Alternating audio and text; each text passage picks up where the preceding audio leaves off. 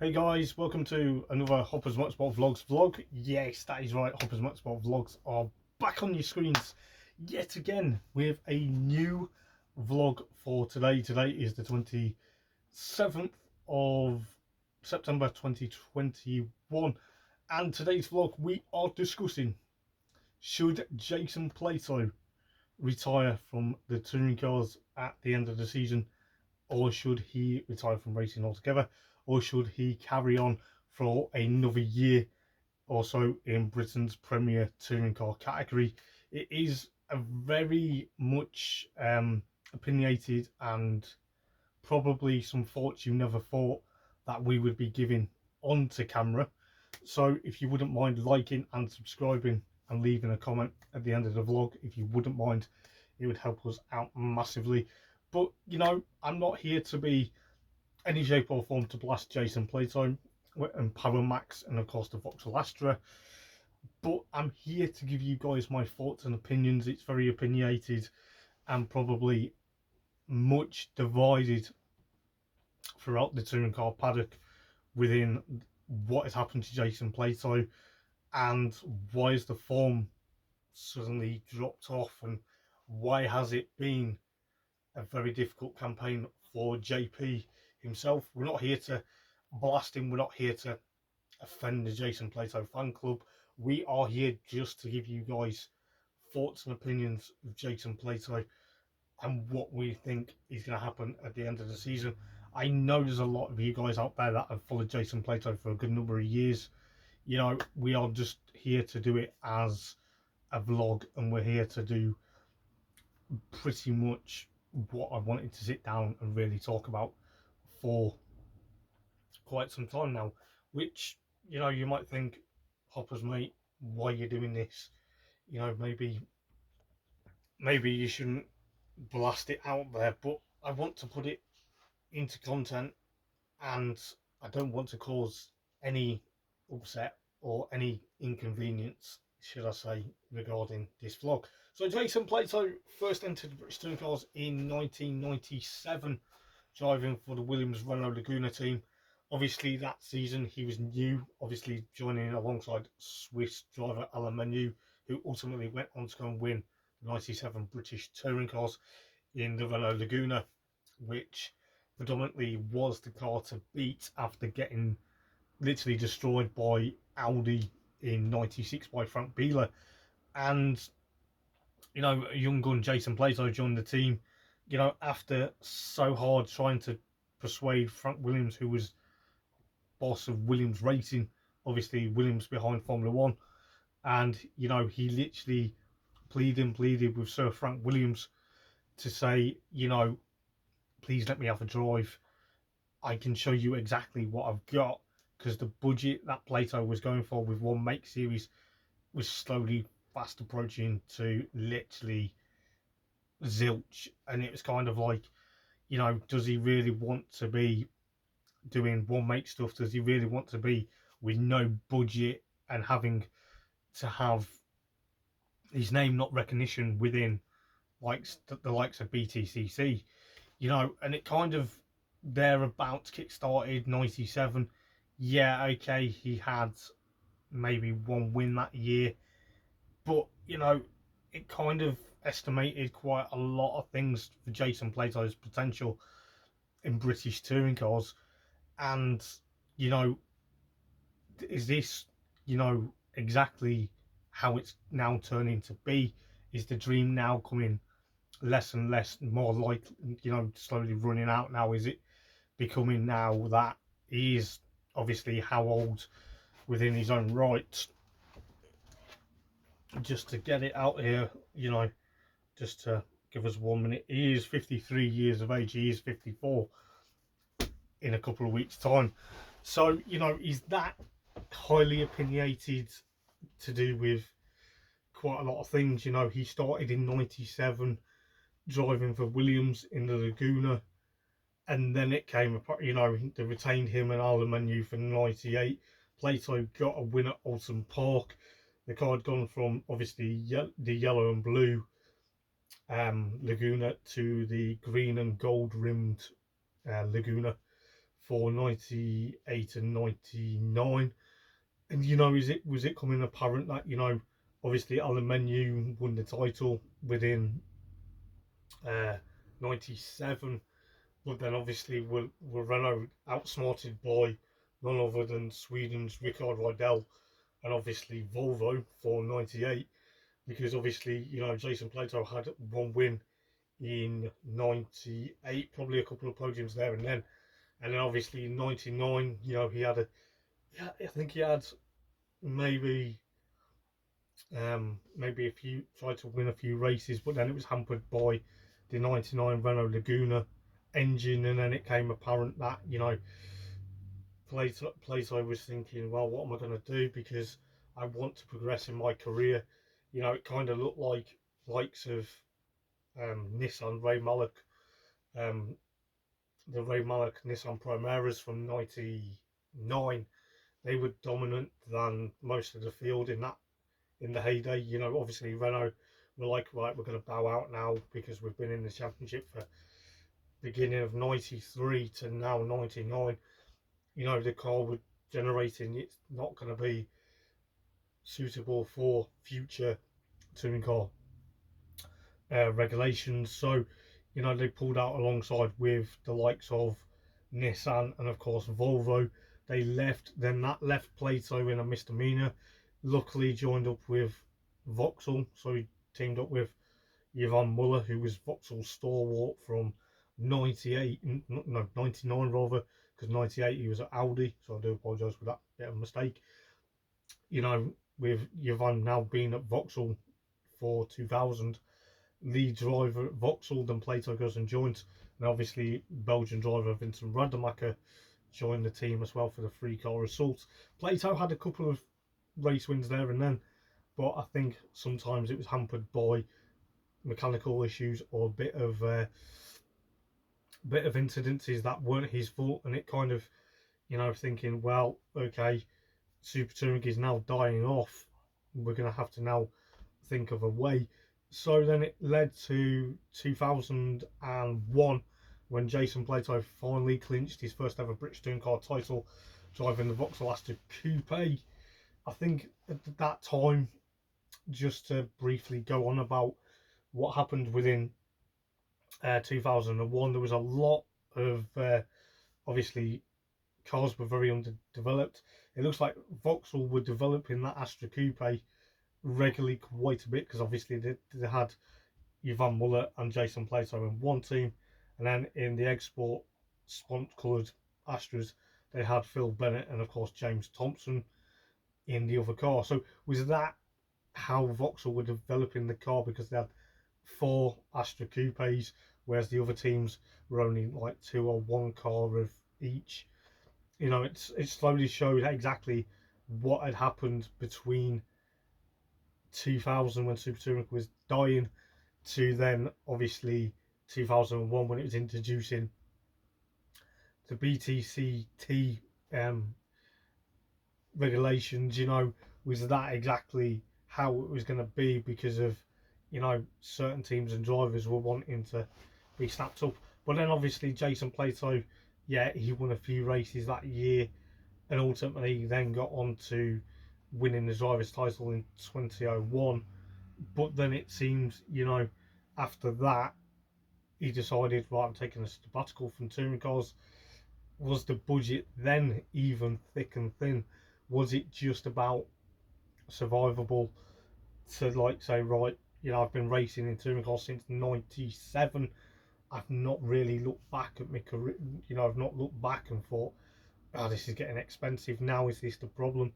So in 2002, I think he was looking at options. He was doing ASCAR, which is kind of like the British version or the European version of NASCAR, which visited Rockingham Motor Speedway, which was on the oval, and then of course the Lausitz Ring over in Germany. Plato was doing that for, I think, a good number of years.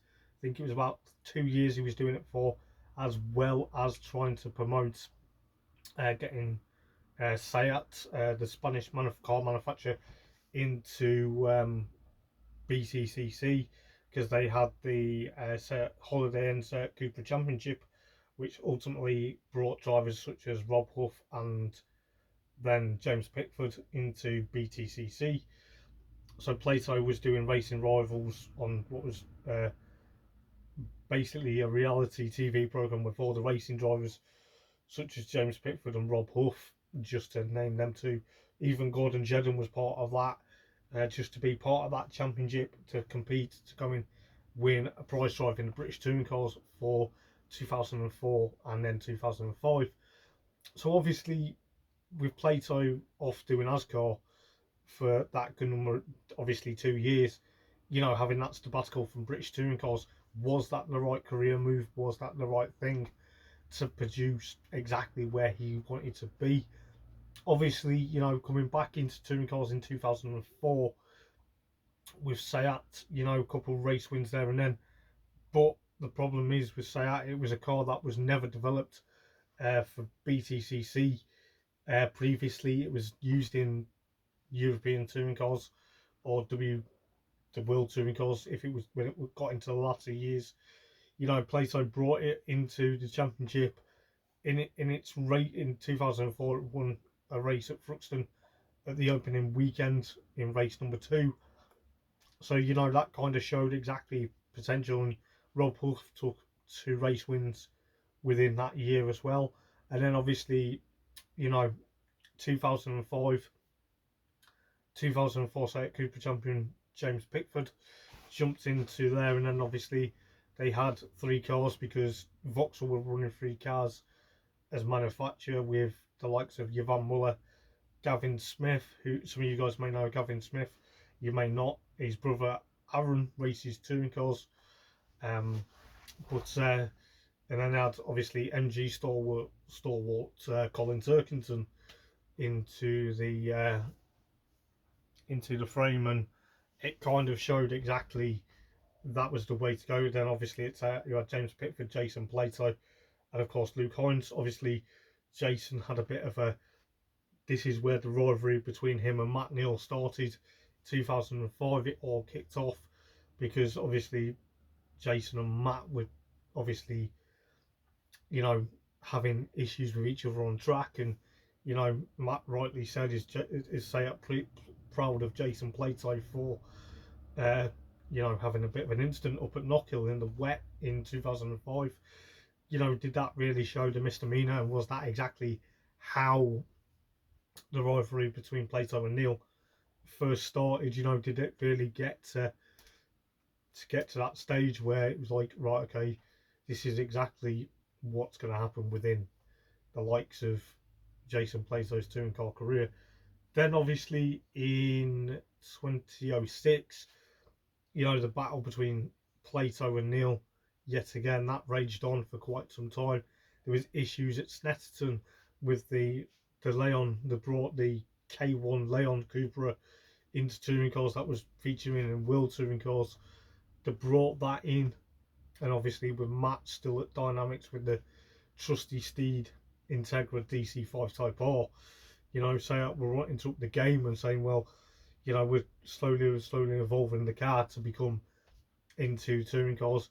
Plato had a few race wins there, and then obviously teamed up with James Thompson and Darren Turner, sharing the second Leon, as it was in 2006. And then obviously going into 2007, Plato was on course to get his second title, obviously driving yet again for Seat and having another season with the Leon Cupra, the K1 Cupra, with obviously now Darren Turner is his main teammate. It kind of seemed to be between Plato and then Vauxhall hired Fabrizio Giovanardi in 2006 when it was with the Astra. But that was kind of a bit of a weird one between having Giovanardi come from World Touring Cars now into BTCC. So it kind of showed exactly what was happening within obviously the regulations, because it was still S2000. So Vauxhall had got the VXR Vetra, big beefy saloon car. It was like, you can imagine, excuse me, Imagine with the Vectra, it was trying to compete against the small hatchback of the K1 Cupra, and obviously Plato was on course to win the 2007 title, and he kind of pushed it to the end in 2007 with obviously Jason Plato suffered a horrific accident in a Caparo T1 uh, sort of kit car filming for fifth gear, and he got severely burnt, and it was kind of like that's really now going to hamper his touring car title. For that, that's going to now put dividends to winning his second overall touring car title after winning in 2001, and it seemed to be quite a bit of a painful drive for him in the last round of the championship at Thruxton. It wasn't helped with obviously Matt Neal and Team Dynamics trying to get past him, and then ultimately cost Jason a few points on the table. But was that exactly still Team Dynamics and Jason Plato clashing heads, if you will? And obviously, that's when it became apparent. Then obviously during 2008, they brought the TDI Leon, so the TDI turbo diesel Leon into touring cars. It was okay to start with. It was a couple of race wins, a couple of mechanical issues, but yet again, Jason and the whole Seat team got completely swamped by Vauxhall within Fabrizio Giovanardi, yet again taking back-to-back titles in the VXR Vetra. So it was that really exactly enough for the competition to go, right, Plato has been told by Seat, right, we're going to now pull out of British Touring Cars. Yes, we've been in here since 2004, so they've had 4 years of competitiveness, but it's not the way we want to go. The touring cars are going to probably now evolve into something different, something 10 times better. And then 2009 was Plato had signed up for a one-off drive at Brands Hatch, driving the Chevrolet Lissetti, the RML Chevrolet Lissetti from um, basically World Touring Cars, the likes of Rob Huff, Alan Manu, and of course Nicola Larini, if I remember rightly. They used that in World Touring Cars in 2005, so then it came over here in 2009, and Plato had only signed up to compete at the first event at Brands Hatch. Other behold, during the rest of the season, Plato had signed and managed to get the budget for the rest of the season to compete in the Chevrolet Lissetti. It was the Racing Silverline Chevrolet Lissetti, and he was joined by none other than Matt Jackson from Thruxton onwards, and they teamed up together, and then they worked. Plato had a couple of race wins there and then, but even that was a bit of a downfall. He wasn't really contending for championship, so you had like Colin Turkington in the RAC BMW, the orange BMW 3 Series, the really old 3 Series from the WTCC, the World Touring Car Championship. You had that car in 2007 make its debut in British Touring Cars, and then obviously it got better and better. The car came on better in 2009. Then obviously, Colin didn't race in 2010 because the budget ran out for him. So then Plato was left to do exactly um, a lot of things. Um, it could be very close to see exactly what is going to happen for obviously 2010, because Chevrolet ditched the Lissetti and then brought the Chevrolet Cruze, the LT model. They brought that. Jason Plato was retained. Then they had Alex McDowell, who was from Clio Cup, jumping into the second sister Cruze, and Plato was on course.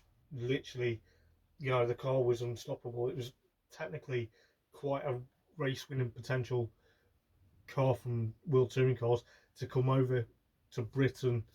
Obviously, it was developed by a British team, but to have that car into BTCC, there was a lot of ifs and buts with the Chevrolet Cruze at the time. it was obviously fitting the regulations perfectly. Jason Plato was obviously putting up to the demise of the likes of Fabrizio Giovanardi, only doing a one-off race in the opening round at Thruxton in 2010, and then he was never to be seen. So Plato was like, "Well, who am I now going to battle? Oh no, it's my arch rival Matt Neal. Obviously, you know, in the Halford Yuasa Civic Type R, and his teammate Gordon Shedden. So it's between Jason Plato and Matt Neal, as it would have been in 2005 and obviously 2006. And it was kind of like back to basics. Plato had won the title for Chevrolet. He won his second title, since 2001. So, he had quite a bit of a long gap to get that second championship win. And it kind of made it to a degree where, as of the season after 2011, the championship was going from World Touring Car regulations, which was S2000, into NGTC specification, which is obviously a next generation touring car. And it was kind of like Plato was like, okay, what we're going to do here, because everyone's now going to go for that now 2 litre turbocharged NGTC specification engine. Our car isn't going to be able to do that. So with the Chevrolet Cruze, he entered it for 2011, obviously alongside Alex McDowell again at Racing Silverline.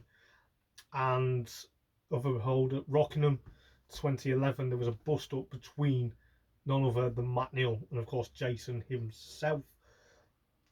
What had happened between them was obviously during the run up to the Rockingham rounds, there was a lot of stuff being thrown about the Team Dynamics operation over on social media. Plato was throwing a few words about, oh, Team Dynamics get away with whatever they get away with.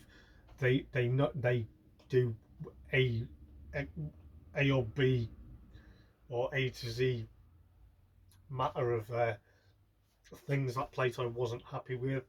So Plato took it to social media, started ripping into guys like Steve Neal, obviously Matt Neal's father, and then the whole Neal family was into a barrage of abuse from not only Jason Plato but certain people from the Plato clan. And it came to a point where it got physical, literally physical at Rockingham, where I think Plato was ahead of Neal and Shedden in qualifying.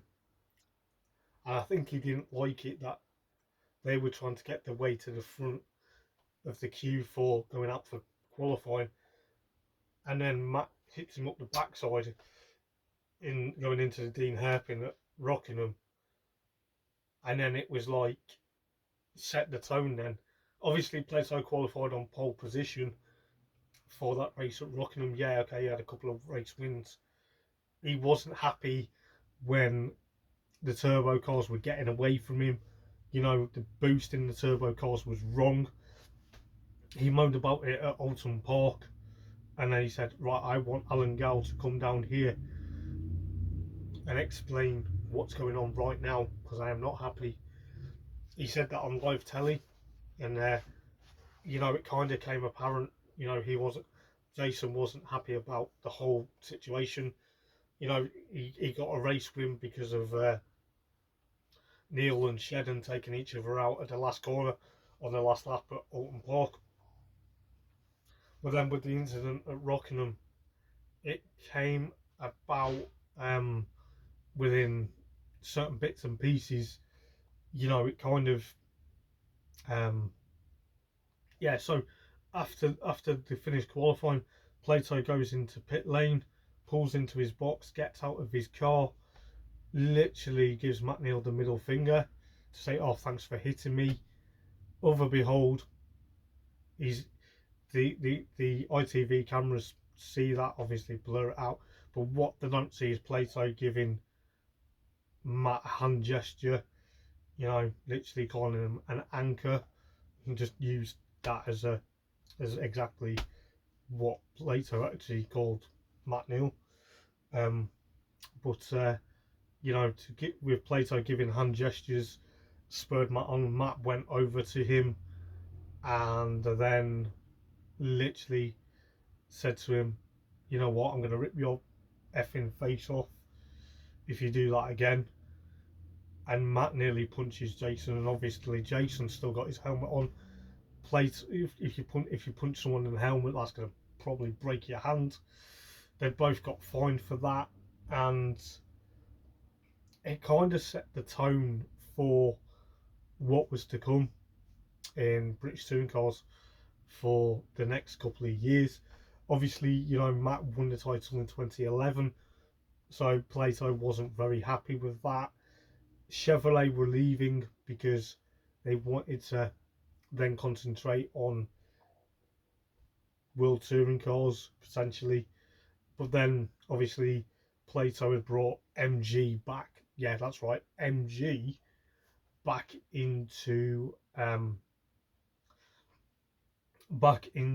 British touring cars after having obviously 2002, 2003, potentially 2004, 2005, 2006, 2007. Yeah, okay. Some of the time MG weren't works backed, but Plato brought the MG6 GT, which to this day was a lovely looking touring car. It wasn't really much racing winning potential. I think Plato actually had a couple of race wins with the MG6 GT. He brought it back. He brought with him teammate Andy Neate to start with. That's another driver you can love and hate, is Andy Neate. And obviously it kind of um, had a bit of a very close bond with Triple Eight that were running the MGs. So after that, Jason still carried on with MG up until I think it's the end of 2014. So he had the likes of Sam Tordoff as his teammate. 2013, he got another couple of race wins. Ultimately, 2012 was won by Gordon Shedden. So the whole team dynamics were yet again winning the championship. And then obviously 2013 was won by a chap known as Andrew Jordan in the Pertec Honda Civic. And then obviously, Plato was having a couple of race wins, and the MG was kind of now getting on a bit. 2014, Colin Turkington had won for WSR in the BMW 1 Series, and Jason had somehow had a bit of a disastrous 2014 campaign. I think it was either 2014 or 2013 where the car at Alton Park caught fire. So that was kind of really a bit of annoying for Jason Plato, and I think ultimately he rolled it. I think it was either 2014. It must have been 20. No, it was 2013 because the liveries of the Dynamics Hondas changed. So yeah, it was kind of 2014. It was kind of like hit and miss. Was it 2014? I can't remember. I'd have to jog my memory back. But he rolled it over at Silverstone, not Silverstone, Snetterton. That's right. Rolled it over at Snetterton, and it hampered him. But then obviously 2014, Colin Turkington won for WSR in the BMW 1 Series. That car was now competing better after making its debut in 2013, and then it come back better in 2014 to take the title. Jason Plato in the MG pushed it all the way. Kind of knew that was going to happen. 2015 then, I think the MG had decided, it's kind of now in its heyday. It was slowly becoming not as powerful as it used to be. So 2015, Plato went off to BMR to go and race a Volkswagen Passat CC. Ultimately, that car was underdeveloped. It wasn't the best on the grid. Obviously, Team Hard had used it in 2014, and it seemed to be a bit of a weird combination Plato's a team that isn't race winning potential. Yes, Jason might have had a couple of race wins there and then in 2015 in the Volkswagen CC, but then it came apparent, the Volkswagen CCs were going back to Team Hard, but I think BK Racing ran the Passats in 2016 with Aaron Smith or Aaron Taylor Smith and a guy called Mark Howard for the 2016 campaign. BMR had a new shaped Subaru Levorg um, within the BTCC. That car was also not as competitive as you like. Plato had a few race wins, obviously, with James Cole's Subaru Levorg catching fire at Donington. They decided all four Levorgs wouldn't race at Thruxton, and then ultimately Plato and Turkington, who were teammates at BMR, driving the Subaru Levorg, came together at Croft. So then after that, Plato was like, right, what do I do now? Pretty much had a bit of a rough and tumble couple of seasons. He was still at BMR for 2017, and of course, obviously 2018.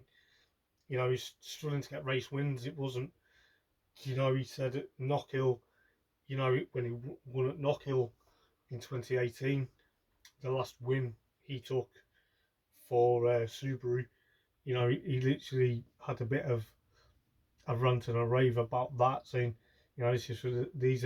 He gives basically the V's on camera on ITV, saying, this is exactly with this is for people who say that I'm too old, and he literally gives two fingers up to the ITV, excuse me, up to the ITV camera, and you just think, well, that is Jason Plato's attitude. And then obviously 2019, he raced for Power Max Racing in the Vauxhall Astra. Plato, I think he only had one win at the season finale at Brunt Hatch that year, and then ultimately he took a sabbatical because of COVID last year, and now he's back at PMR this year. He's not really won any races this year. He's only been on the podium once, so that kind of feels like there's um, a lot of things are going on in Jason Plato's head. Is this an issue because Matt Neal's not racing this year? Has he decided, oh, my old mate Matt's not racing this year, so I'm going to race differently? I can't, or am I getting too old for this game and it's now going to be now or nothing for the championship? He's not won a race yet. He's only been on the podium once. He's not even qualified on pole position. He's finishing down the places he's finishing. Sometimes he's finished outside the points, like in 20th or 17th, or even at Croft in race 3, he finished 23rd. What is going on with Jason Plato? Is this now going to be time to hang up the race boots, the helmet, the race suit, and say, yeah, it's been a good few years?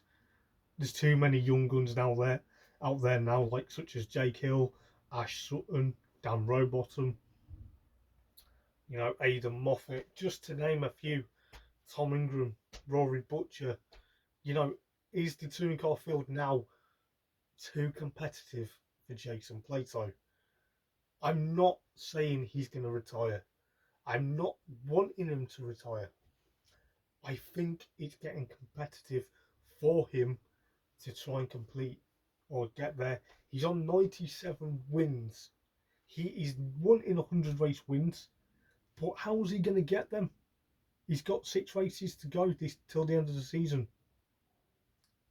If he can get his 100th win by the time we reach Brands Hatch, or if he gets 89, no, 98 and 99 wins, sorry, and then gets his 100th at Brands and then announces, I'll be back for another season, to try and get me elusive third championship win, then I'll be surprised. But if he gets to the end of the season and he's only on 97 wins and he hasn't got 98, 99, and 100 win, and then he announces he retires, then it'll be a big shame because he set his goal to get 100 BTCC wins. Like I say, is the championship becoming more competitive?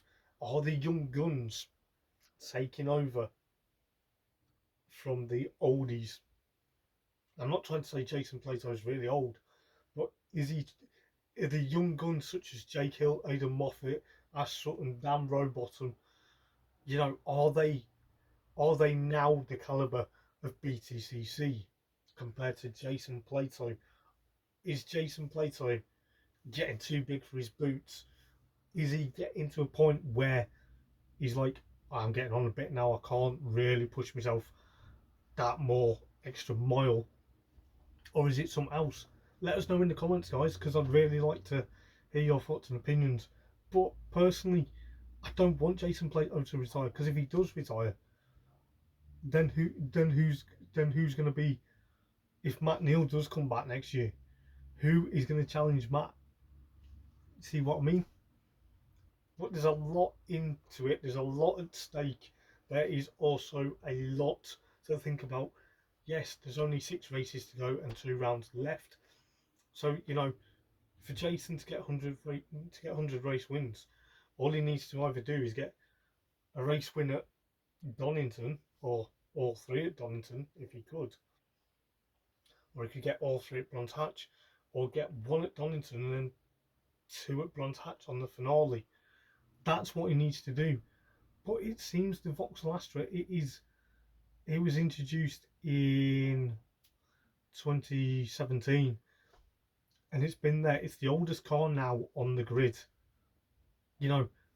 Is it because the Astra is now an older car, and you've got the likes of BMW with the 3 Series now in its 3rd season? The BMW's in its 3rd season. Excuse me. The FK8 Type R is also the 2nd oldest BTCC car in the grid, but that seems to be doing okay. The Q50, the Infinity Q50, that is in its 2nd full season.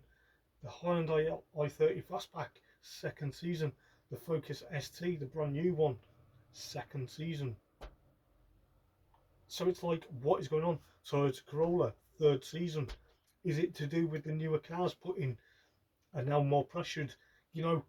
What happens if Plato comes back next season and when the hybrid, is he going to bring someone with him? Well, it's going to be very interesting to find out. And I hope you've really enjoyed this vlog. I've enjoyed filming this. I'm not saying I don't, I don't really want Plato to retire. I'm not saying I want him to retire. I think it will be a big shame if we do lose him. If we do find out he's retiring and then he doesn't come back, and it's like, oh, what we're going to do. Because there is a lot of Plato fans out there, and I envy you guys sticking with him. I really do. But what you're going to do if he retires, it's going to be a lot to answer for, and it is going to be a lot of interest. So thank you for tuning in, guys. Please like and subscribe to Hopper's Motorsport Vlogs for more very cool vlogs like this, and please leave a comment and let us know what you think, and hopefully I will be back with another vlog very soon. But until then, guys, ta-ra, and thank you for tuning, and I hope you really enjoyed this vlog.